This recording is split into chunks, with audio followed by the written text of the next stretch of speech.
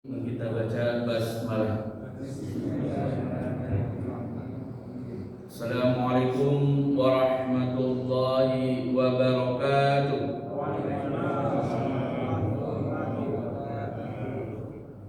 Innal hamdalillah nahmaduhu wa nasta'inuhu wa nastaghfiruh wa na'udzu billahi min shururi anfusina wa min sayyiati a'malina. Man yahdihillahu fala mudilla lahu wa may yudlil fala hadiya lahu. Asyhadu an la ilaha illallah wahdahu la syarika lahu wa asyhadu anna Muhammadan 'abduhu wa rasuluh la nabiyya wa la rasula ba'dah.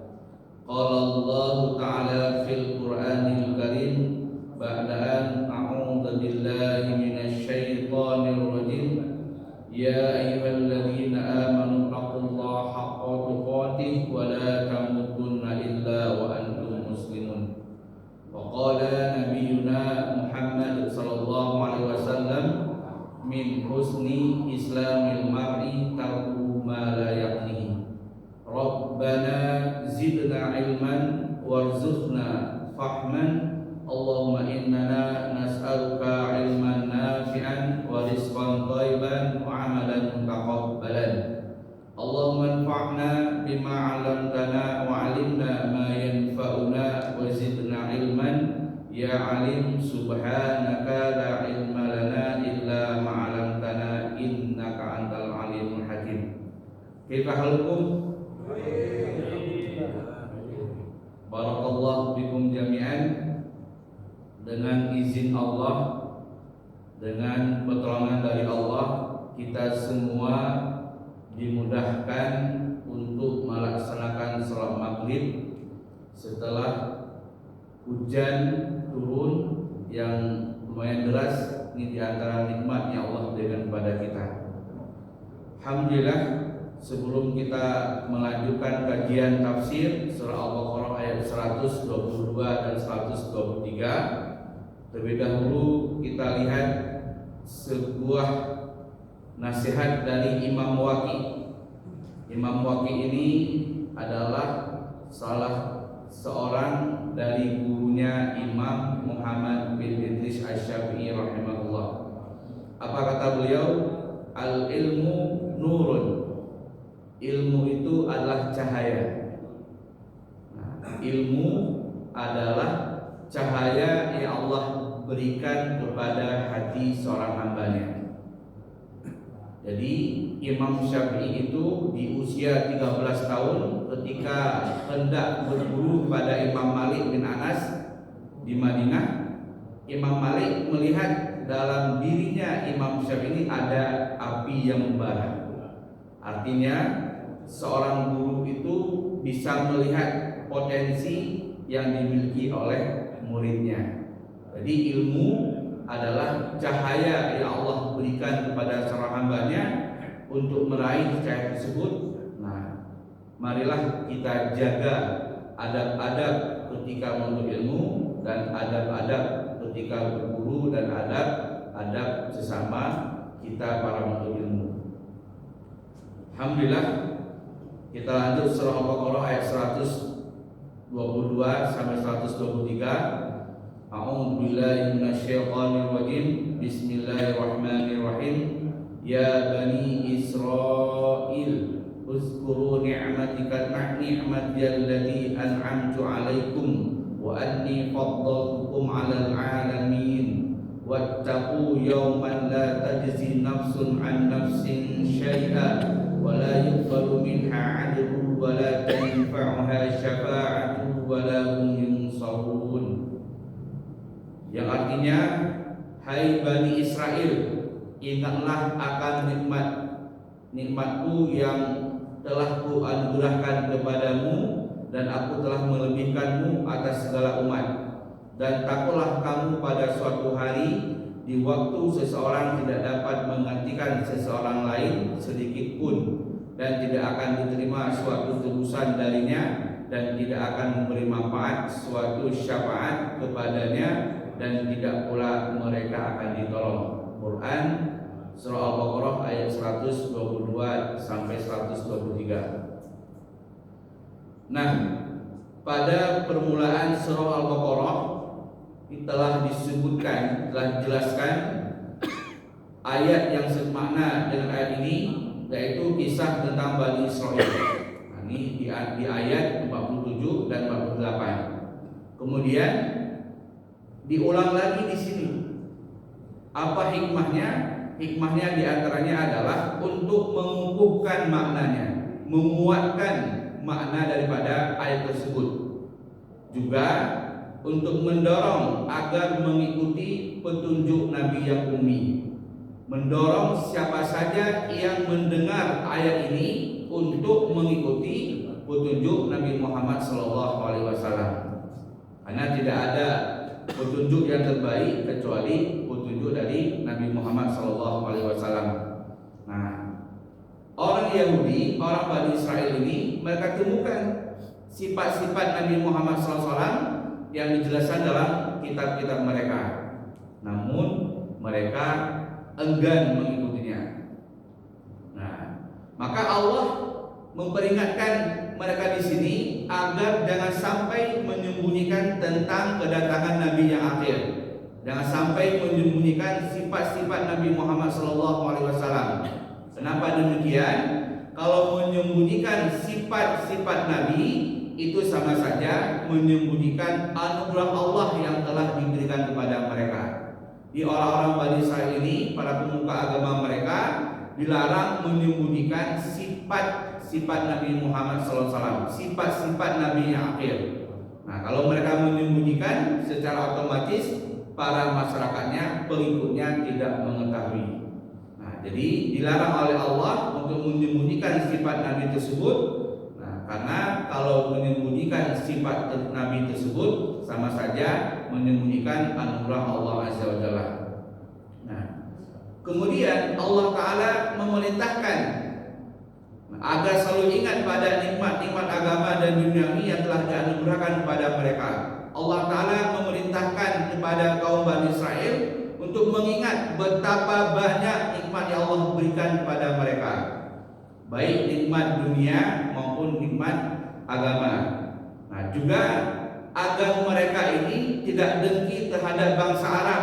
Nah, karena bangsa Arab yang telah diberikan atau diutusnya seorang nabi, seorang rasul sebagai penutup para anbiya, para nabi dan rasul, nah, yakni Nabi Muhammad SAW. Janganlah kebencian mereka terhadap bangsa Arab, karena di tengah bangsa Arab itu diutus seorang nabi, nabi akhir zaman, itu yakni Nabi Muhammad SAW. Jangan sampai mereka membenci kedatangan nabi yang terakhir. Kenapa? Karena mereka tidak mau atau mereka ini mendustakan, dan juga mereka merasa sombong karena mereka merasa lebih baik daripada umat yang lain. Ini penyakit yang berbahaya. Nah, semoga Allah Ta'ala melimpahkan rahmat dan salamnya kepada beliau Nabi Muhammad SAW sampai akhir kiamat. Ini diantara sekilas tafsir surah Al-Baqarah ayat 122 sampai 123, karena mirip dengan ayat 47 dan 48. Di ayat berikutnya surah Al-Baqarah ayat 124, wa id yabtala Ibrahim rabbahu bikalimatin fa'atammahu qala inni ja'iluka lin-nasi imama qala wa min zurriyyati qala la yanalu 'ahdiz zalimin. Ya, artinya, dan ingatlah saat Ibrahim diuji Rabb-nya dengan beberapa kalimat, lalu dia melaksanakannya dengan sempurna. Dia Allah berfirman, sungguh aku menjanjikan engkau sebagai pemimpin seluruh manusia. Dia Ibrahim berkata, dan juga dari anak cucuku. Allah berfirman, benar, tetapi janjiku tidak berlaku bagi orang-orang yang zalim. Nah, dari ayat 123 berangkat ke ayat 24. Apa kaitannya Allah mengisahkan kisah Nabi Ibrahim? Karena di antara kaitannya ayat 124 ini, kaitannya apa? orang Yahudi itu, Bani Israil itu adalah keturunannya Nabi Ibrahim. Nah, ini diantara munasabah atau kaitan ayat 122, 123 dengan 124. Kaum Bani Israil itu adalah keturunan Nabi Ibrahim. Nah, di ayat ini Allah mengingatkan kemuliaan Nabi Ibrahim dan kedudukannya di sisi Allah.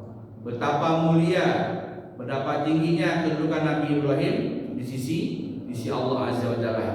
Nah, Allah mengabarkan di dalam ayat ini bahwasanya Allah telah menjadikan Nabi Ibrahim itu sebagai imam bagi umat manusia.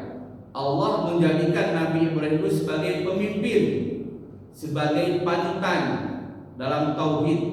Nah, sebagaimana nanti di ayat berikutnya Allah mengisahkan kisah Nabi Ibrahim yang mana beliau sebagai seorang pemuda yang menghancurkan patung-patung di sekitarnya, kemudian patung tersebut digantungkan di patung yang besar. Ini Nabi Ibrahim, nah disebut juga sebagai bapak tauhid. Nah, jadi beliau sebagai panutan dalam tauhid dan juga ibadah. Nah, ibadah dan juga dakwah. Nah, ketika Nabi Ibrahim melaksanakan semua perintah Allah, nah Nabi Ibrahim melaksanakannya baik yang berupa perintah maupun larangan. Jadi Nabi Ibrahim adalah panutan bagi umat manusia. Karena itu Allah berfirman, wa id tala Ibrahim rabbahu bikalimatin fa'atammahun. Dan ingatlah, wa id ibtala, ketika saat Ibrahim diuji Rabbnya dengan beberapa kalimat. Nah, bikalimatin, beberapa kalimat, lalu dia melaksanakannya dengan sempurna. Nah, Syekh Abdul Fattah dalam kitab tafsirnya menyebutkan bahwasanya ayat ini ketika Nabi Ibrahim diuji oleh Allah dengan beberapa kalimat. Nah, di kalimat di sini maknanya syariat, perintah dan larangan. Nanti lebih jelas. Nah, Syekh Shalih Abdul Fattah Al-Khalidi dalam tafsirnya berkata, ya Muhammad. Nah, ketika ayat ini diturunkan, nah, ya Muhammad, ceritakanlah kepada kaum musyrik Arab dan ahlul kitab dari kaum Yahudi dan Nasrani meniru-niru Ibrahim yang telah Allah jadikan sebagai pemimpin bagi mereka, bagi umat manusia. Sungguh mereka menganggap berada dalam agama Ibrahim, padahal tidaklah demikian, karena sungguh orang-orang yang menegakkan agama Ibrahim adalah engkau Muhammad dan orang-orang bersamamu dari kalangan orang beriman. Dia yang mengikuti milah Ibrahim. Milah itu artinya agama. Agama Nabi Ibrahim adalah agama tauhid. Nah, yang mengikuti, yang menegakkan ajaran tauhid adalah engkau Muhammad, Nabi Muhammad bersama para sahabatnya. Nah, kemudian Syekh Muhammad Ali As-Sabuni dalam kitab tafsir Sofhat Tafasir menyebutkan ketika Allah ingin menguji hambanya, yang diuji adalah Nabi Ibrahim. Allah mengabarkan kepada Nabi Muhammad ketika Allah menguji Nabi Ibrahim dengan perintah dan larangan. Nah, ini agar Nabi Muhammad juga menceritakan kepada para sahabat betapa ujian yang diterima oleh Nabi Ibrahim itu ujian yang sangat luar biasa, sehingga Nabi Ibrahim termasuk salah seorang Nabi ulul azmi. Nah, juga Syekh Shalih Abdul Fattah ini menyampaikan dalam kitab beliau, ceritakan kepada mereka tentang cobaan dan ujian yang Allah berikan kepada Nabi Ibrahim dengan perintah dan larangan. Kemudian ia tunaikan dengan sempurna. Nah, di antara perintah dan larangan yang Allah berikan kepada Nabi Ibrahim ini sangat luar biasa. Nah, luar biasa ketika Allah memerintahkan Nabi Ibrahim untuk menempatkan sebagian anak cucunya, sebagian keturunannya, ini Bunda Hajar dan putranya Ismail di Makkah. Ini ujian yang luar biasa. Dan juga ketika Nabi Ibrahim diperintahkan oleh Allah menyembelih putranya Ismail, ini juga ujian yang sangat luar biasa. Namun semuanya itu Nabi Ibrahim menunaikannya dengan sempurna. Semuanya itu Nabi Ibrahim melaksanakan dengan ikhlas karena Allah. Maka pelajaran bagi kita, ketika Allah memerintahkan sesuatu kepada hambanya, kepada kita laksanakan dengan ikhlas. Ikhlas karena mengharap wajah Allah, bukan karena yang lainnya. Kalau kita ikhlas melaksanakan suatu ibadah, pasti ada rasa kenyamanan di hati, ada rasa tenang di hati, ada rasa nyaman, tentram di hati kita kalau kita melaksanakan segala sesuatu itu ikhlas karena Allah. Namun sebaliknya, jika kita menggerutu, ketika kita melaksanakan sesuatu hasilnya juga sama. Beda hasilnya orang-orang yang melaksanakan perintah dengan ikhlas dengan orang-orang yang tidak ikhlas. Maka Nabi Ibrahim ini jadi contoh bagi kita. Jika Allah memuji Nabi Ibrahim, bahkan Nabi Ibrahim dilemparkan ke dalam api yang sangat dahsyat oleh seorang raja yang bernama Raja Namrud. Namun Nabi Ibrahim tetap kokoh kepada imannya kepada Allah. Semuanya beliau lakukan dengan ikhlas demi memegang teguh tauhid, akidah yang lurus. Kemudian Allah Azza wa Jalla pun memuji Nabi Ibrahim. Ini banyak sekali ayat-ayat dalam Al-Quran tentang pujian Allah kepada Nabi Ibrahim. Di antaranya, Nabi Ibrahim adalah satu imam, satu pemimpin yang dapat dijadikan teladan patuh kepada Allah dan hanif. Nabi Ibrahim ini adalah contoh sosok pemimpin yang sangat luar biasa, sosok pemimpin yang kuat akidahnya, sosok pemimpin yang kuat tauhidnya, menjaga akidahnya dari kesyirikan dan sebagainya. Dan Nabi Ibrahim ini orang yang lurus, orang yang hanif. Maka bukanlah Nabi Ibrahim makana Yahudiyan atau Nasraniyan. Nabi Ibrahim itu bukanlah seorang Yahudi ataupun Nasrani. Beliau seorang imam, seorang pemimpin yang adil, yang bertauhid, yang menjaga ketauhidannya kepada Allah Azza wa Jalla. Kemudian yang berikutnya, Nabi Ibrahim bukanlah termasuk orang musyrik. Orang musyrik, orang yang menyebutkan Allah, bukan. Sebab Allah menunjukinya ke jalan yang lurus, yakni agama yang lurus, agama yang hanif. Ketika kisah Nabi Ibrahim yang menghancurkan patung tadi, ini menunjukkan betapa Nabi Ibrahim kuat imannya dan mengajak dialog kaumnya tersebut. Kalau memang ini Tuhan kalian, mengapa dia tidak menjawabnya? Kemudian kaumnya ngomong dengan sadar, kaumnya menjawab dengan sadar, bukankah ia patung, gak bisa bicara? Ini Nabi Ibrahim mengajak dialog kaumnya itu dengan logika yang sederhana. Namun akibatnya, konsekuensinya Nabi Ibrahim dibakar dalam api yang menyala-nyala. Kemudian Allah menyelamatkan Nabi Ibrahim karena kuatnya akidah beliau, tauhidnya kepada Allah, tawakalnya kepada Allah, sehingga api yang tadinya panas menjadi bardan, dari dingin, keselamatan, bardan dan dingin. Api itu dingin, kemudian selamat Nabi Ibrahim. Kemudian yang berikutnya, Nabi Ibrahim telah menunaikan semua syariat yang diperintahkan Allah dengan sempurna. Semua syariat Nabi Ibrahim melaksanakan dengan sempurna. Ini diantaranya Nabi Ibrahim dijadikan oleh Allah sebagai panutan, sebagai teladan. Maka nanti ketika kita sholat, kita dianjurkan bersolawat kepada Nabi Ibrahim. Allahumma sholli ala Muhammad wa ala ali Muhammad kama shallaita ala Ibrahim wa ala Ibrahim innaka Hamidum Majid. Allahumma barik ala Muhammad wa ala ali Muhammad kama barakta ala Ibrahim wa ala Ibrahim innaka Hamidum Majid. Ternyata dalam sholawat ini, kenapa kita diperintahkan untuk bersolawat kepada Nabi Ibrahim? Sementara kita umat Nabi Muhammad. Maka dalam Al-Quran ada dua ayat yang menyebutkan teladan. Yang pertama Nabi Muhammad, yang kedua Nabi Ibrahim. Kemudian ada satu ayat lagi sama-sama di surat Al-Mumtahanah.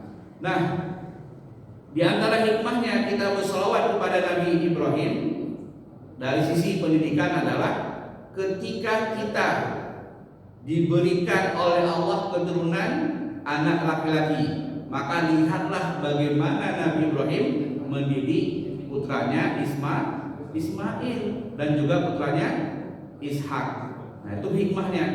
Ketika kita diberikan anak perempuan oleh Allah, perempuan semuanya, maka lihatlah Nabi Muhammad SAW dalam mendidiknya. Di Nabi Muhammad punya putri, yang pertama Zainab, kemudian Ruqayyah, Ummu Kulsum dan Fatimah. Sementara putra Nabi Qasim sama Abdullah itu wafat di usia kecil dan juga Ibrahim. Nah, ini diantaranya hikmah yang terkandung dalam salawat Nabi tersebut. Ketika kita ingin melihat bagaimana mendidik anak laki-laki, maka lihatlah didikannya Nabi Ibrahim yang menanamkan tauhid sebagai fondasi dasar dalam menjaga keimanannya. Jadi Nabi Ibrahim mengajarkan tauhid kepada putranya. Nah, ini diantara hikmahnya. Kemudian makna ayat di kalimatin. Nah, kalimat ya, kalau dalam bahasa kita beberapa kalimat. Nah, atau syariat ini dalam bahasa Arab kalau disebut dengan kalimat itu kata artinya, tapi dengan jumlah itu kalimat. Jadi kalau antum nanti belajar bahasa Arab, kalau dengar satu kata kalimatun itu artinya satu kata. Tapi ketika disebut kalimat beberapa kata. Nah, kalau kalimat dalam bahasa Indonesia, nah dalam bahasa namanya jumlah. Nah, jumlah ada jumlah ismiyah dan jumlah fi'liyah. Nah, jadi beberapa kalimat di sini adalah dengan syariat-syariat, perintah-perintah dan larangan-larangan. Nah, maka jika dinisbahkan beberapa kalimat ini kepada Allah, maka dia mempunyai dua makna. Nah, yang pertama, terkadang kalimat tadi ini bermakna takdir, kalimat takdir, seperti firman Allah kepada Maryam, wa Maryam binata Imran allati ahsanat farjaha fa nafakhna fihi min ruhina wa saddaqat bi kalimati rabbiha wa kutubihi wa kana minal qanitin. Ini ada juga kata kalimat. Nah, kata kalimat dalam ayat ini. Dan ingatlah ketika Maryam binti Imran yang memelihara kehormatannya, maka kami tiupkan ke dalam rahimnya sebagian dari ruh ciptaan kami, dan dia membenarkan kalimat rohnya dan kitab-kitabnya, dan dia adalah termasuk orang-orang yang taat. Jadi kalimat dalam ayat ini bermakna takdir. Nah, kemudian yang kedua, kadang-kadang kalimat itu, nah ini bermakna syariat atau undang-undang atau peraturan. Sebagaimana firman Allah, wa tammat kalimatu rabbika sidqan wa adlan la mubaddila li kalimatihi wa huwas samiul alim. Telah sempurnalah kalimat Rabbmu. Nah, ini kalimat Rabbmu Al-Quran sebagai kalimat yang benar dan adil. Tidak ada yang dapat mengubah kalimat-kalimatnya, dan dialah yang maha mendengar lagi maha mengetahui. Jadi kalimat dalam kalimat ini, di kalimatihi, ini maknanya syariat. Nah, Sholatul Fatah Al-Qawi dalam tafsirnya menyebutkan maksudnya adalah tidak ada perubahan bagi Sang Allah, baik berupa perintah yang benar maupun perintah-perintah berbuat adil. Jika kalimatnya berupa perintah dan larangan. Jadi Allah juga menyampaikan perintah kepada Nabi kita untuk berbuat adil. Berbuat adil itu meskipun sama musuh sekalipun. Insyaallah ya. Ini perintah Allah kepada Nabi kita untuk berbuat adil. Nah, kemudian apa kalimat tadi, apa syariat yang diujikan kepada Nabi Ibrahim? Nah, ayat di atas adalah syariat Allah yang mencakup perintah dan larangannya. Saat Nabi Ibrahim menunaikan dengan sempurna, Allah menjadikannya sebagai imam. Ketika Nabi Ibrahim menunaikan semua perintah dan larangan Allah, Allah jadikan beliau sebagai seorang pemimpin dan panutan bagi umat manusia, teladan bagi umat manusia. Nah, jadi ulama salaf mempunyai beberapa pendapat tentang kalimat syariat yang Allah Azza wa Jalla ujikan kepada Ibrahim. Nah, ini sebagaimana diriwayatkan dari Abdullah bin Abbas, yang dimaksud dengan kalimat dalam ayat tadi adalah manasik haji. Nah, kemudian ada juga yang meriwayatkan artinya Allah mengujinya dengan bersuci. Nah, di kata kalimat Allah ujikan Ibrahim dengan bersuci, yaitu mensucikan 5 anggota badan.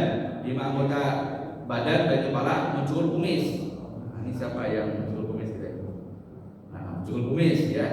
Kemudian berkumur-kumur, istinsya, menghisap air di hidung, bersiwak, dan membersihkan belahan rambut kepala.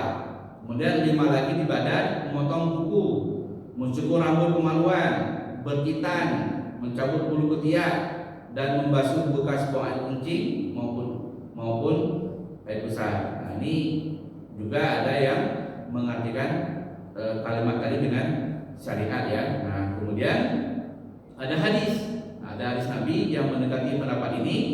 Asrun minal fitrah qasus syarif wa itfa'ul lihyah wasiwak wa istinsyaqul ma'i wa qasul atfari wa qasul barahim barajim uqlil asabi wa tanful inti wa halqul anak wa intiqasul ma'i. Qala Mus'ab ahadu wa hadis wa nasitu ashirata illa an takuna al-masmadah. Nah, 10 hal yang termasuk kesucian fitrah: mencukur kumis, membiarkan jenggot, kemudian bersiwak, istinsyak, menghisap air hidung, memotong kuku, membasuh persendian jari, mencabut bulu ketiak, mencukur bulu kemaluan, dan hemat memakai air. Nah, kalau hemat memakai air ini kalau kita di Indonesia masya Allah ya, air melimpah Pak. Tapi kalau di negara-negara Afrika, nah itu sulit ya airnya. Mus'ab berkata, saya lupa yang ke-10, tetapi aku yakin itu berkumur-kumur. Nah, ini hadis yang mendekati pendapat yang di atas.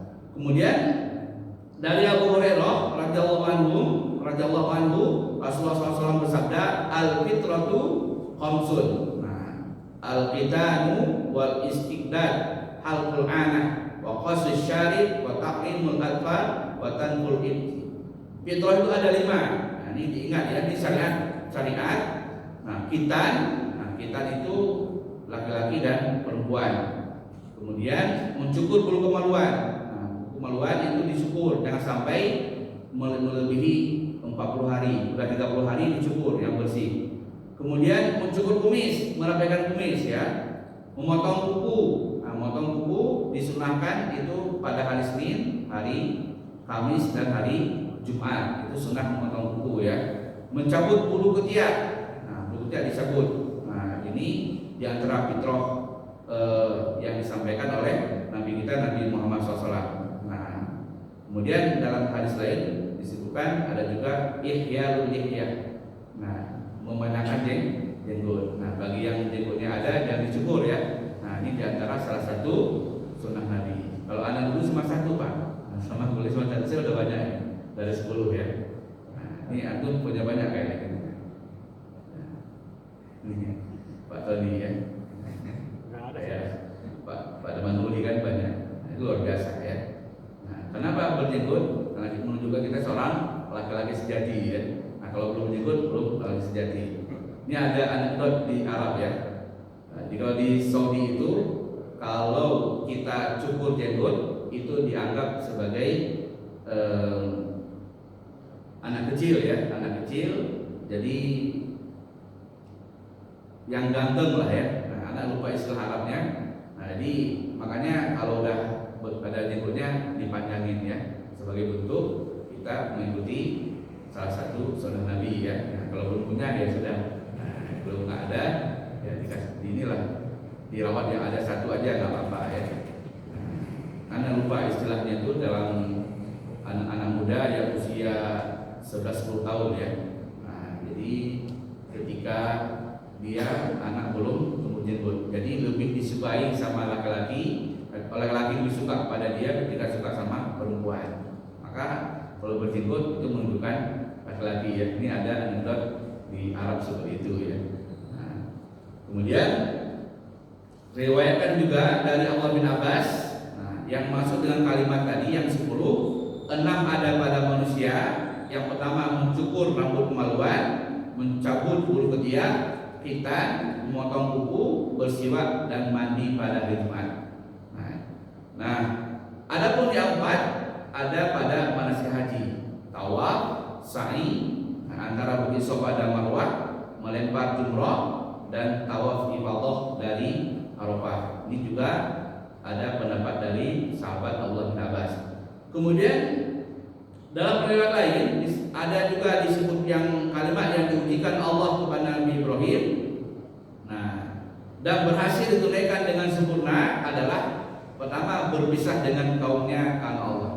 Nabi Ibrahim berpisah dengan kaumnya karena Allah, karena beliau menegakkan tauhid.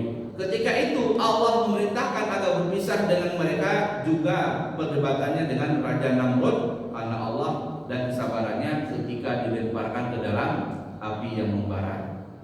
Selain itu, hijrah meninggalkan keluarga dan negerinya karena Allah. Nah, di Nabi Ibrahim diperintahkan untuk hijrah juga. Demi melaksanakan perintah dari Allah, perintah Allah untuk hijrah.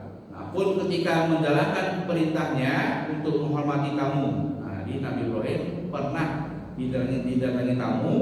Nah, kemudian tamu itu dipersilakan masuk, kemudian Nabi Ibrahim menjamunya.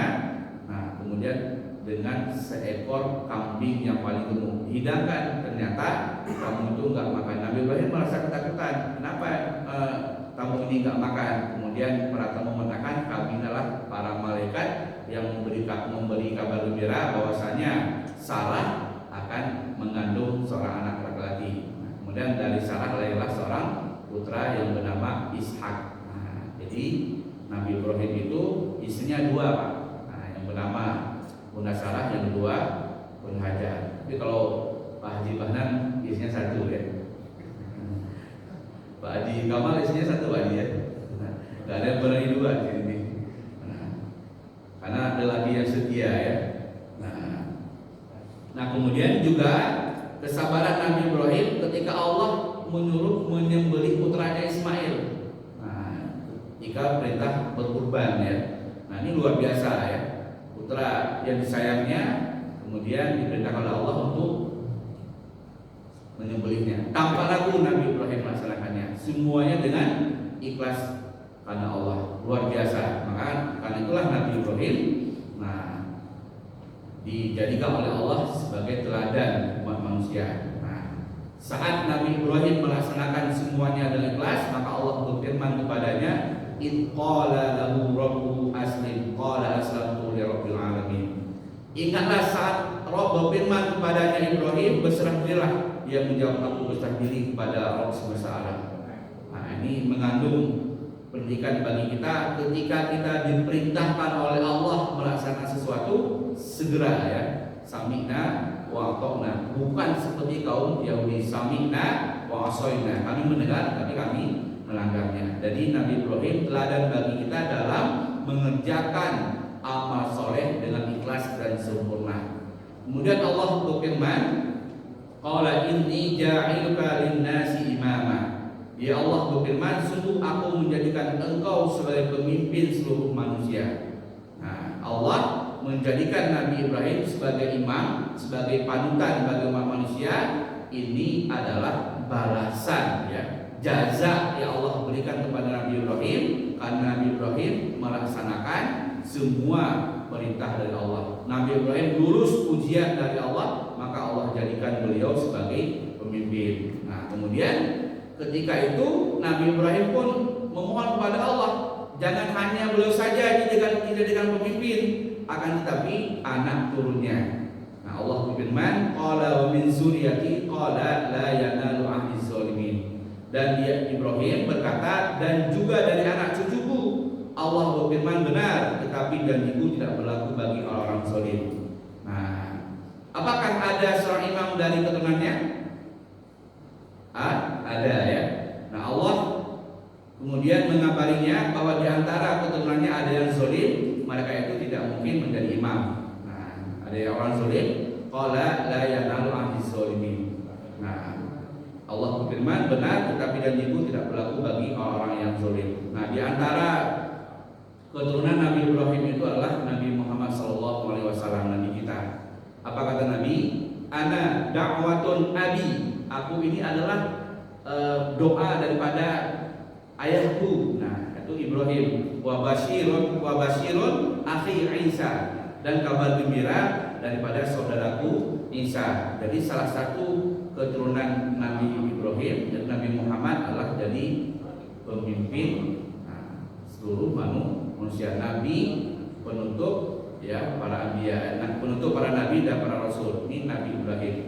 Nabi Muhammad SAW adalah keturunan daripada Nabi Ismail. Nanti dari Nabi Ismail itu keturunan yang ke-21 yang bernama Adnan.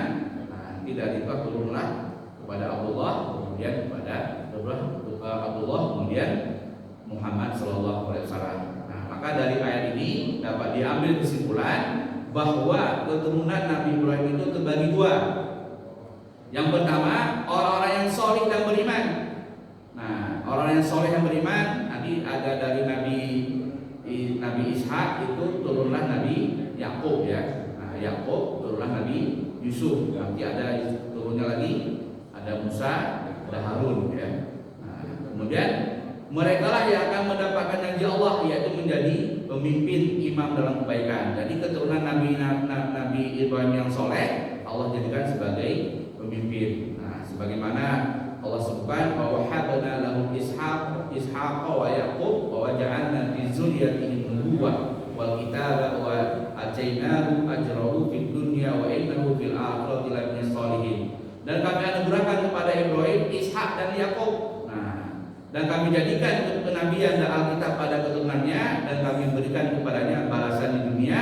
Sesungguhnya dia benar-benar termasuk orang yang soleh. Nah, ini Nabi Ishak, Nabi Yakub adalah keturunan Nabi Ibrahim.